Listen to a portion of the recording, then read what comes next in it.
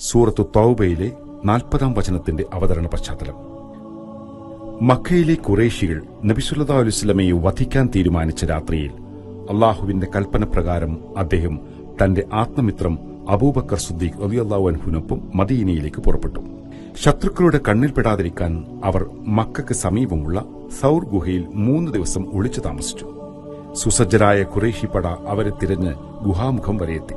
അവർ തങ്ങളുടെ കാൽച്ചുവട്ടിലേക്ക് ഒന്ന് നോക്കിയിരുന്നെങ്കിൽ പ്രവാചകനെയും അബൂബക്കർ റളിയല്ലാഹു അൻഹുവിനെയും കാണാമായിരുന്നു. അത്രയും അടുത്തായിരുന്നു ശത്രുക്കൾ. ഈ സമയം അബൂബക്കർ റളിയല്ലാഹു അൻഹു അതീവ ആശങ്കാകുലനായിരുന്നു.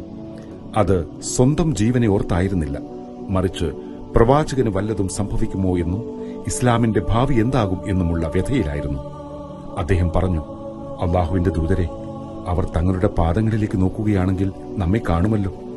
അപ്പോഴാണ് പ്രവാചകൻ സ്വല്ലല്ലാഹു അലൈഹി വസല്ലം ആ മറുപടി പറഞ്ഞത്, ലാ തഹ്സൻ ഇന്നല്ലാഹ മഅനാ, ദുഃഖിക്കേണ്ട, അള്ളാഹു നമ്മുടെ കൂടെയുണ്ട്. ശത്രുക്കൾ തൊട്ടടുത്തെത്തിയിട്ടും അള്ളാഹു വിശ്വാസികൾക്ക് അദൃശ്യമായ ഒരു കവചമൊരുക്കി. ഗുഹാമുഖത്ത് ചിലന്തി വല കെട്ടിയതും പ്രാവിൻകൂടുണ്ടായതും ശത്രുക്കളെ മടക്കിയേക്കാൻ കാരണമായെന്ന് ചരിത്രരേഖകളിൽ കാണാം. നിന്റെ ശത്രുക്കൾ എത്ര വലിയവരായാലും, നിന്റെ പ്രശ്നങ്ങൾ എത്ര വലുതായാലും അവയൊന്നും നിന്റെ റബ്ബിനേക്കാൾ വലുതല്ല. ഇരുളടഞ്ഞ ഗുഹകളിൽ നിന്ന് പ്രകാശം